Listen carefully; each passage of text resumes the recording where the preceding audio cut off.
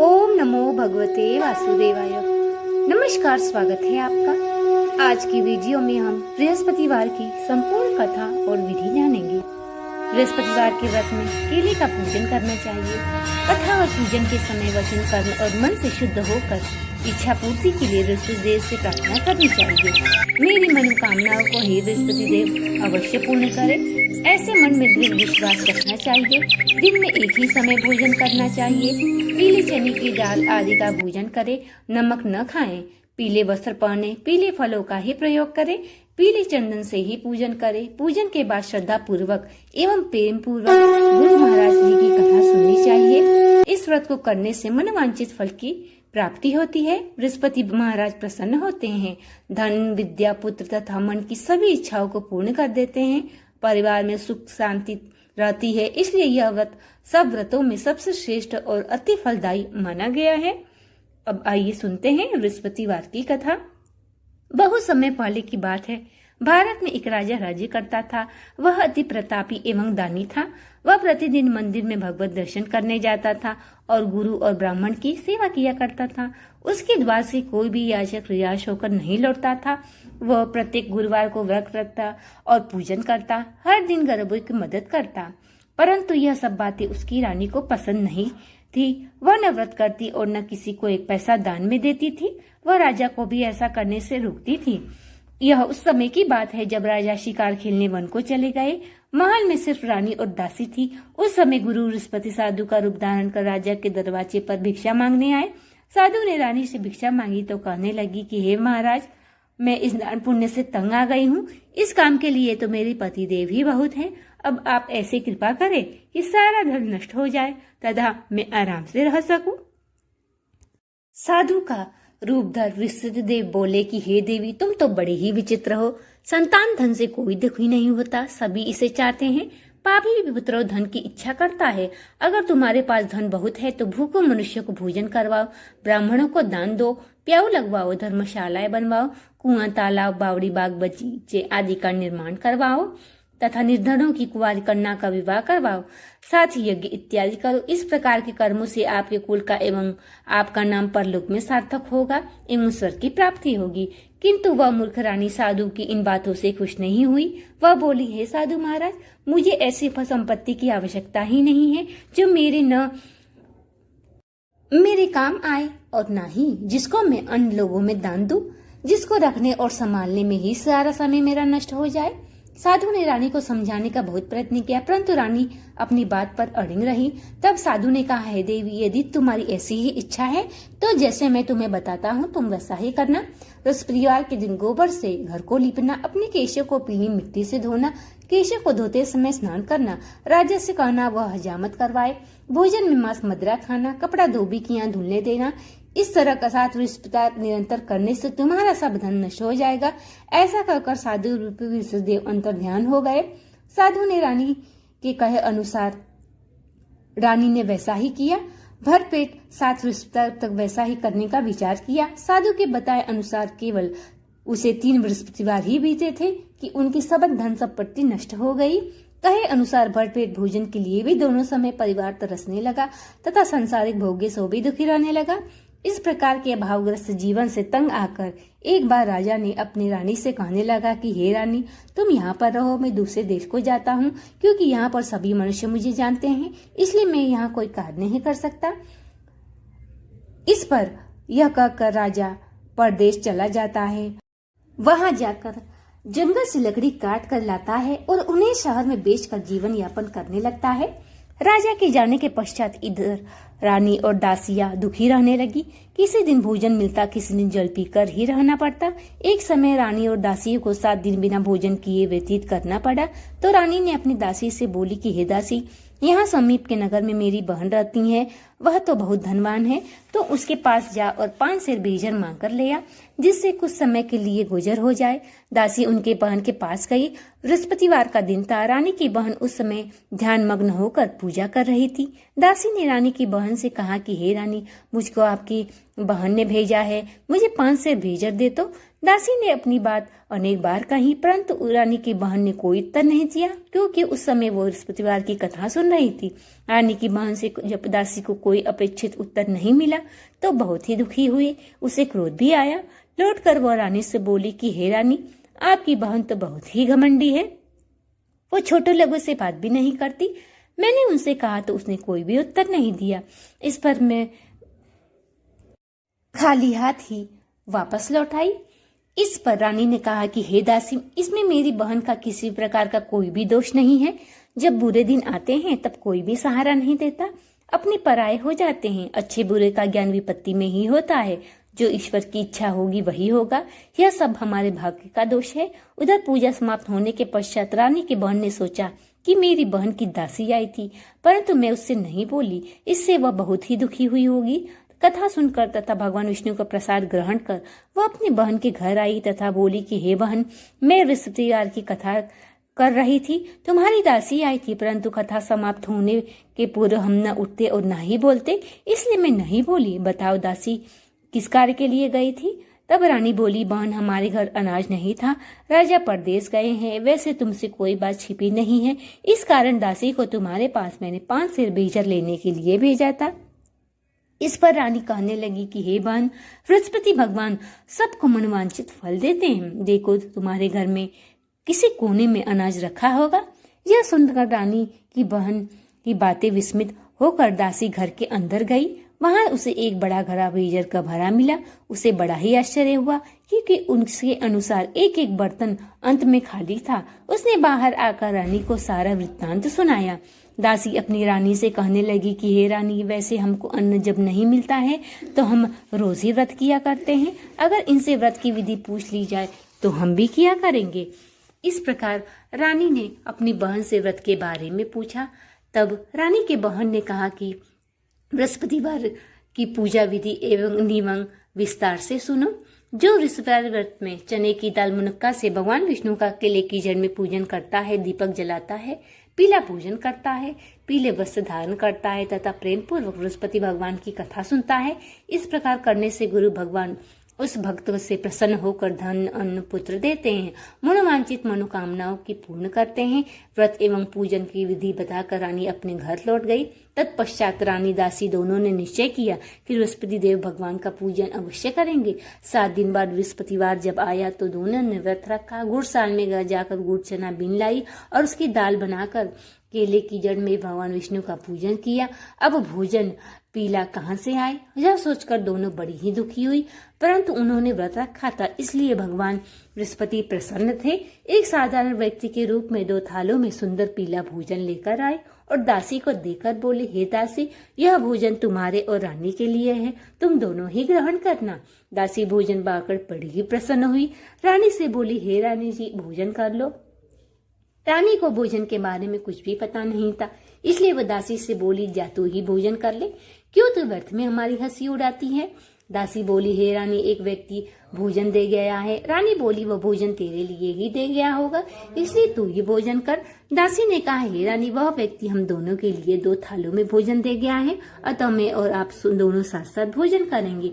दोनों ने गुरु भगवान को धन्यवाद एवं नमस्कार कर भोजन प्रारंभ किया। उसके बाद से दोनों प्रत्येक बृहस्पतिवार को गुरु भगवान का व्रत और पूजन करने लगी।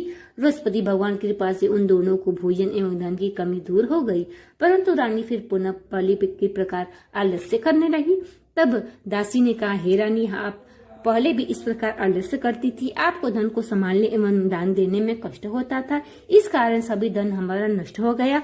अब हमारी इतनी दुर्दशा हुई है, अब गुरु भगवान की कृपा से हमें धन मिला है, तो अब आप फिर पहले की प्रकार आलस्य मत करो। बड़े कष्टों के बाद हमें यह धन पाया है, इसलिए आपको दान पुण्य करना चाहिए। भूखे मनुष्य को भोजन करवाओ, ब्राह्मणों को दान दो, प्याऊ लगवाओ, कुआं तालाब बाड़ी बगीचे आदि का निर्माण करवाओ, कुंवारी कन्या का विवाह करवाओ, मंदिर पाठशाला बनवाकर दान करो, धन को शुभ कार्यों में खर्च करो, जिससे आपके कुल का सम्मान बढ़ेगा तथा आपको स्वर्ग की प्राप्ति होगी और आपके पितृ भी प्रसन्न होंगे। दासी की बात मानकर रानी ने इस प्रकार के सत्कर्म करने प्रारंभ किए। इस प्रकार करने से उसका काफी यश फैलने लगा। कुछ दिनों के बाद एक दिन रानी और दासी आपस में विचार करने लगी, न जाने राजा किस दशा में होंगी, उनकी कोई खोज खबर नहीं है। राजा की खबर के लिए रानी और दासी ने गुरु भगवान से प्रार्थना की। भगवान ने रात्रि में राजा को स्वप्न में कहा कि हे राजा, उठ, तेरी रानी तुझको याद करती है, अब तू अपने देश को लौट जा। राजा प्रातः काल उठा। वह सोचने लगा कि मैं किस प्रकार रानी के पास खाली हाथ जाऊंगा। मेरे पास तो कुछ भी नहीं है। स्त्री जाति खाने और पहनने की साथी होती है। पर प्रभु की आज्ञा मानकर वो अपने नगर को चलने को तैयार हुआ। परदेश में राजा बहुत दुखी रहने लगा। प्रतिदिन जंगल से लकड़ी बीन कर लाता और उसे शहर में बेचता। एक दिन राजा दुखी होकर अपने पुराने दिनों को याद करने लगा और बोला कि रानी की गलती से उसे कितने कष्ट और दुख झेलने पड़े। उसी जंगल में ऋषिदेव एक साधु का रूप धरकर आए और राजा से बोले, हे लकड़हारे, तुम इस बेईमान जंगल में किस चिंता में बैठे हो, मुझे बताओ। यह सुनकर राजा की आंखों में आंसू भर आए और वह साधु को प्रणाम कर बोला, हे प्रभु, आप तो सब कुछ जानने वाले हैं। इतना कहकर राजा ने साधु को अपनी समस्त व्यथा सुना दी। तब साधु रूप में गुरु बृहस्पति भगवान राजा से बोले, हे राजा, तुम्हारी पत्नी ने ऋषिदेव के दिन बृहस्पति देव का अपमान किया, जिसके कारण तुम्हारी यह दुर्दशा हुई। अब तुम किसी प्रकार की चिंता मत करो, भगवान तुम्हें पहले से अधिक धन प्रदान करेंगे। देखो, तुम्हारी पत्नी ने बृहस्पतिवार का व्रत करना प्रारंभ कर दिया है। अब तुम भी बृहस्पतिवार का व्रत करके चने की दाल, गुड़ और जल के लोटे में डालकर केले का पूजन करो। फिर कथा कहो या सुनो, भगवान तुम्हारी सभी इच्छाओं को पूर्ण करेंगे। साधु के वचन सुनकर राजा बोले, हे प्रभु, मुझे लकड़ी बेचने के पश्चात इतना पैसा भी नहीं बचता कि मैं भोजन के उपरांत कुछ बचा सकूं। मैंने रात्रि में अपनी रानी को व्याकुल देखा। इस प्रकार मेरे पास कोई साधन नहीं है जिससे मैं उसका समाचार जान सकूं। इसके अतिरिक्त मैं बृहस्पति देव की कथा भी नहीं जानता कि तो मैं यह कहकर यह व्रत धारण कर भगवान बृहस्पति देव का पूजन मैं कैसे करूं। साधु ने कहा, हे राजा, तुम किसी बात की चिंता मत करो। बृहस्पतिवार के दिन तुम रोज के नित्य भांति लकड़ियां लेकर शहर में जाओ। तुम्हें रोज से दोगुना धन प्राप्त होगा, जिससे तुम पहली भांति भोजन कर लोगे तथा गुड़ एवं चने का प्रसाद खरीद कर बृहस्पति देव की पूजा कर सकते हो। बृहस्पति की कहानी इस प्रकार है। बृहस्पति देव की कथा। प्राचीन समय में एक बहुत ही निर्धन ब्राह्मण था। उसको कोई संतान नहीं थी। ब्राह्मण नित्य पूजा पाठ करता। ब्राह्मण स्वभाव से दयालु तथा धार्मिक विचारों वाला व्यक्ति था, परंतु उसकी पत्नी बहुत मलिनता के साथ रहती थी। वह न स्नान करती और ना ही किसी देवता का पूजन करती। सुबह उठते ही सर्वप्रथम भोजन करती, बाद में घर के अन्य कार्य करती। अपनी पत्नी की ऐसी आदत के कारण ब्राह्मण देवता बहुत ही दुखी रहते। वह अपनी पत्नी को बहुत समझाते, किंतु कोई परिणाम न निकलता। भगवान की कृपा से ब्राह्मण की स्त्री की यहाँ कन्या उत्पन्न हुई। वह कन्या ब्राह्मण के घर में बड़ी होने लगी। वह बालिका प्रातः काल की ही स्नान करके भगवान विष्णु का जप करती, बृहस्पतिवार का व्रत भी करने लगी। पूजा पाठ समाप्त कर पाठशाला जाती तो अपनी मुट्ठी में जौ भर कर ले जाती। पाठशाला जाने के रास्ते में डालती जाती। भगवान की कृपा से वह जौ स्वर्ण के हो जाते। एक दिन बालिका सूप में उन सोने को जौ को फटक कर साफ कर रही थी। तभी उसकी माँ ने उसे देख लिया और कहा, है बेटी, सोने के जौ को फटकने के लिए सोने का सूप होना चाहिए।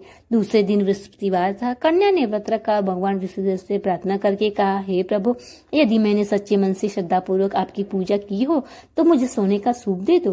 बृहस्पतिदेव ने उसकी प्रार्थना स्वीकार कर ली। नित्य की बात वह कन्या जौ फैलाती हुई पाठशाला चली गई। पाठशाला से लौटकर जब वह जौ बीन रही थी, बृहस्पति भगवान की कृपा से उसे सोने का सूप प्राप्त हुआ। उस सोने के सूप को वह घर ले आई और उससे जौ साफ करने लगी, परंतु उसकी माँ का आचरण वही रहा। इस प्रकार एक दिन वह सोने के सूप में जौ साफ कर रही थी। वहां का राजकुमार वहां से होकर निकला। कन्या के रूप और कार्य को देखकर राजकुमार कन्या पर मोहित हो गया। राजमहल आकर अन्न तथा जल त्याग कर उदास होकर लेट गया। राजा को जब अपने पुत्र द्वारा अन्न जल त्यागने का समाचार ज्ञात हुआ तो अपने मंत्रियों के साथ वह राजकुमार के पास गए और बोला, हे बेटा, तुम्हें किस बात का दुख है? किसी ने तुम्हारा अपमान किया है अथवा और कोई कारण है? मुझे बताओ, मैं वही करूंगा जिससे तुम्हें प्रसन्नता हो। तब उस राजकुमार ने कहा कि मुझे आपकी कृपा से किसी बात का कष्ट नहीं है। किसी ने मेरा अपमान भी नहीं किया, परंतु मैं उस कन्या के साथ विवाह करना चाहता हूँ जो सोने के सूप में जौ फटक रही थी। यह सुनकर राजा आश्चर्य में पड़ गया और बोला, हे राजकुमार, इस तरह की कन्या का पता तुम लगाओ, मैं तुम्हारा विवाह उसके साथ अवश्य करवा दूंगा। राजकुमार ने प्रसन्न होकर राजा को उस ब्राह्मण की कन्या का घर का पता बतलाया। राजा का आदेश पर मंत्री उस कन्या के घर गया और राजा का आदेश ब्राह्मण को वह कहा सुनाया। कुछ दिन के बाद ब्राह्मण कन्या के विवाह राजकुमार के साथ संपन्न हो गया। कन्या के घर से विदा होते ही उस ब्राह्मण के घर में पहले के प्रकार निर्धनता का वास होने लगा। अब तो भोजन के लिए अन्न बड़ा मुश्किल से मिलता। एक दिन दुखी होकर ब्राह्मण देवता अपनी बेटी से मिलने गया। बेटी ने पिता की दुखी अवस्था को देखा और अत्यंत ही दुखी हुई। अपने माँ का समाचार पूछा। ब्राह्मण ने पुत्री से सब हाल कहा। पुत्री ने अपने पिता को बहुत सा धन देकर विदा कर दिया। इस प्रकार ब्राह्मण का कुछ समय सुखपूर्वक व्यतीत हुआ, लेकिन धन समाप्त होने के बाद फिर वही स्थिति हो गई। ब्राह्मण फिर अपनी पुत्री से मिलने गया और सब हाल कहा सुनाया। पुत्री बोली, हे पिताजी, आप माताजी को साथ लिवा में मैं वह विधि बता दूंगी जिससे दरिद्रता दूर हो जाएगी। ब्राह्मण देवता अपनी पत्नी को साथ लेकर राजमहल अपनी पुत्री के पास पहुंचे। पुत्री माँ को समझाने लगी, हे माँ, तुम सुबह उठकर सर्वप्रथम स्नान करके भगवान विष्णु का पूजन करो तो सब दिन धनता दूर हो जाएगी। परंतु उसकी माँ उसकी बात एक नहीं मानती। वह सुबह सर्वप्रथम उठकर अपनी पुत्री के बच्चों का जूठा बच्चा खा लेती। एक दिन उसकी बेटी को अपनी माँ पर बहुत ही गुस्सा आया। उसने एक रोज कोठरी से सारा सामान निकालकर अपनी माँ को उसमें बंद कर दिया। प्रातः कोठरी से अपनी माँ को निकाल कर तथा स्नान करा के पूजा पाठ करवाया तो उसकी माँ की बुद्धि ठीक हो गई। अब तो वह भी नियम से पूजा पाठ करती, प्रत्येक बृहस्पतिवार का व्रत भी रखने लगी। इस प्रकार से करने से वह भी अत्यंत ही धनवान और पुत्रवान हो गई। अंत में वह इस लोक का सुख भोग कर स्वर्ग को प्राप्त हुई।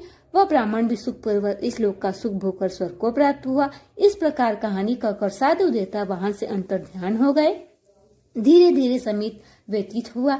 अब तो बृहस्पतिवार का दिन आया। लकड़हारा रूपी राजा जंगल से लकड़ी काट कर किसी शहर में बेचने गया। आज उसे और दिनों से अधिक धन मिला। राजा ने गुड़ चना आदि लाकर भगवान विष्णु का पूजन किया तथा बृहस्पतिवार का व्रत भी किया। उस दिन से उसके सभी कष्ट दूर हो गए। परंतु अगला गुरुवार आया तो व्रत करना भूल गया। इस कारण बृहस्पति भगवान उससे रुष्ट हो गए। उस दिन उस नगर के राजा ने विशाल यज्ञ का आयोजन किया तथा अपने समस्त राज्य में घोषणा करवा दी कि कोई भी मनुष्य अपने घर में भोजन न बनाए तथा आग भी न जलाए। सब लोग मेरे यहाँ भोजन करने आए। इस आज्ञा को जो नहीं मानेगा उसको सूली पर लटका दिया जाएगा।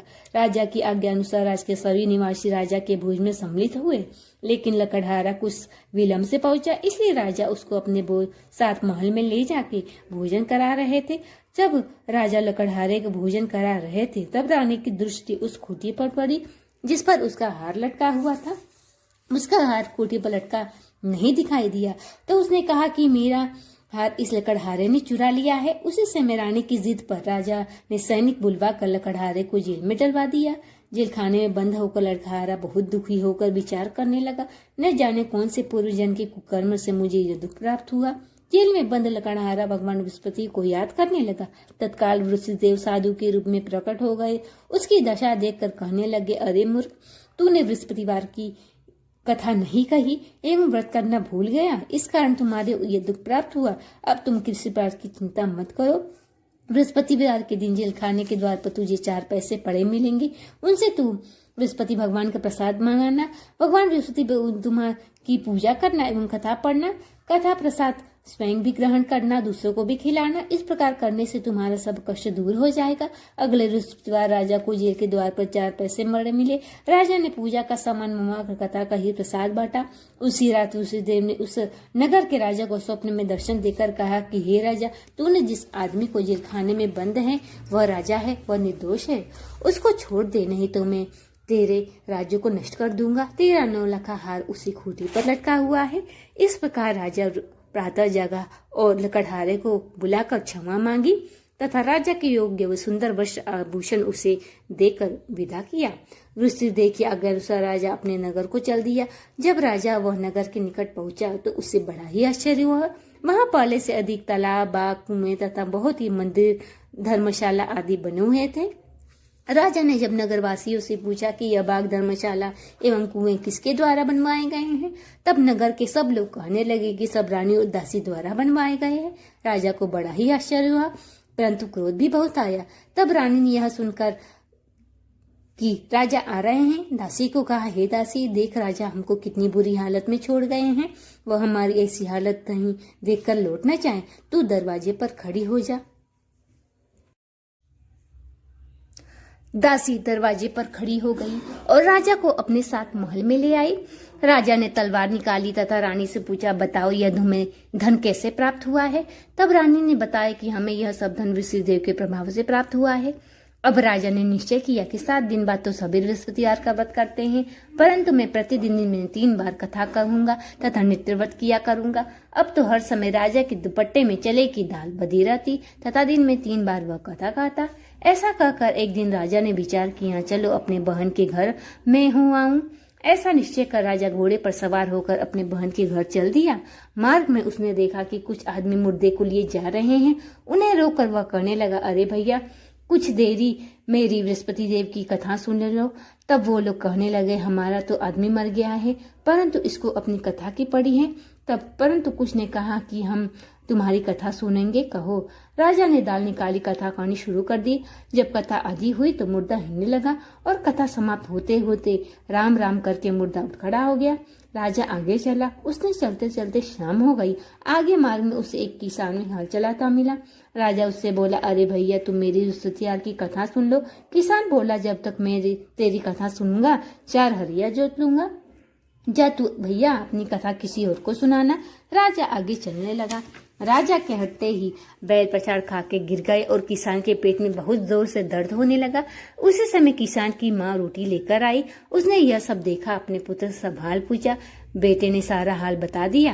किसान की माँ दौड़ी दौड़ी घुड़सवार के पास गई और कहने लगी, मैं तेरी कथा सुनूंगी, तू अपनी कथा मेरे खेत पर चलकर कहना।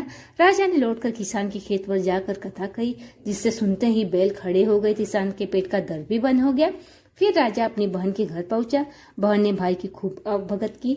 दूसरे दिन जब राजा जागा तो उसने देखा कि सब लोग भोजन कर रहे हैं। राजा अपनी बहन से जब पूछा कि ऐसा कोई मनुष्य है जिसने भोजन नहीं किया हो, जो मेरी बृहस्पतिवार की कथा का श्रवण कर ले। बहन बोली, हे भैया यह देश ऐसा है, यहाँ लोग सबसे पहले भोजन करते हैं, बाद में अन्य कोई काम करते हैं। अगर कोई पड़ोस में हो तो देख आती हूँ। ऐसा कहकर बहन चली गई, परंतु उसे ऐसा कोई व्यक्ति नहीं मिला जिसने भोजन न किया हो। वह एक कुम्हार के घर गई जिसका लड़का बीमार था। यहाँ भी पता चला कि उसने यहाँ 3 दिन से किसी ने भोजन नहीं किया है। राजा की बहन ने अपने भाई की कथा सुनने के लिए कुम्हार से आग्रह किया तो वह तैयार हो गया।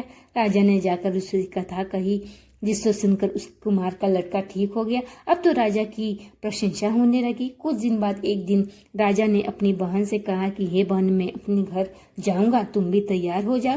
राजा की बहन ने अपनी सास से अपने भाई के साथ जाने की आज्ञा मांगी।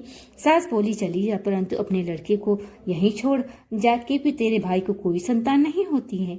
बहन ने भाई से कहा, हे भैया मैं तो चलूंगी, परंतु कोई बालक नहीं जाएगा। तब राजा ने कहा, जब कोई बालक नहीं जाएगा तुम जाकर क्या करोगी।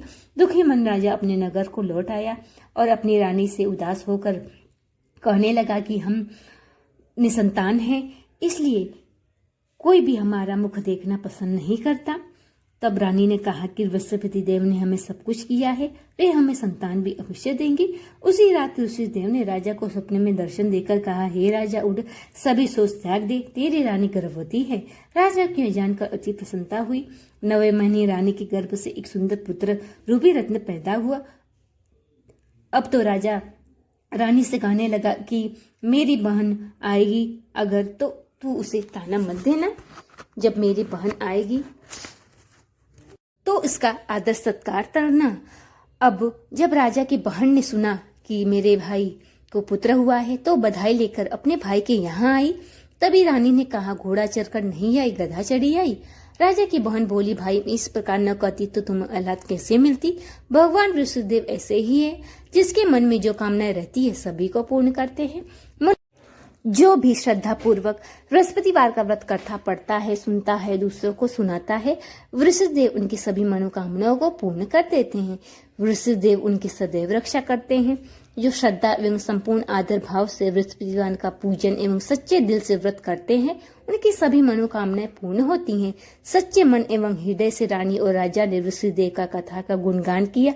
उनकी सभी इच्छाएं बृहस्पतिदेव ने पूरी की। इसलिए सबको कथा कहने अथवा सुनने के बाद बृहस्पति भगवान का प्रसाद ग्रहण करना चाहिए। तब सच्चे मन एवं भावना से भगवान बृहस्पतिदेव का मनन करते हुए सदा उनकी जय जयकार करना चाहिए। तो ये थी आज की बृहस्पतिवार की कथा। अब आइए सुनते हैं बृहस्पतिवार की आरती। ओम जय गुरु बृहस्पति देवा, ओम जय गुरु बृहस्पति देवा, छिन छिन भोग लगाओ कदली फल मेवा। ओम जय गुरु बृहस्पति देवा, तुम पूर्ण परमात्मा तुम अंतर्यामी, जगत पिता जगदीश्वर तुम सबके स्वामी। ओम जय गुरु बृहस्पति देवा, चरणामृत निज निर्मल सब पातक हरता, सकल मनोरथ दायक कृपा करो भरता।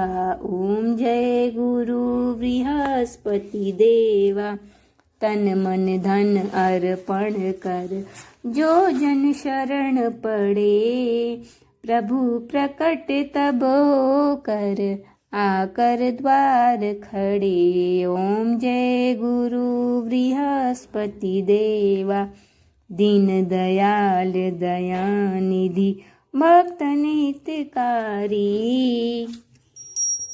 पाप दोष सब हरता भव बंधन हारी। ओम जय गुरु बृहस्पति देवा, सकल मनोरथ दायक सब संशय हारो, विषय विकार मिटाओ संतन सुखकारी। ओम जय गुरु बृहस्पति देवा, जो कोई आरती तेरी प्रेम सहित गावे, जेठानंद आनंद कर सो निश्चय पावे।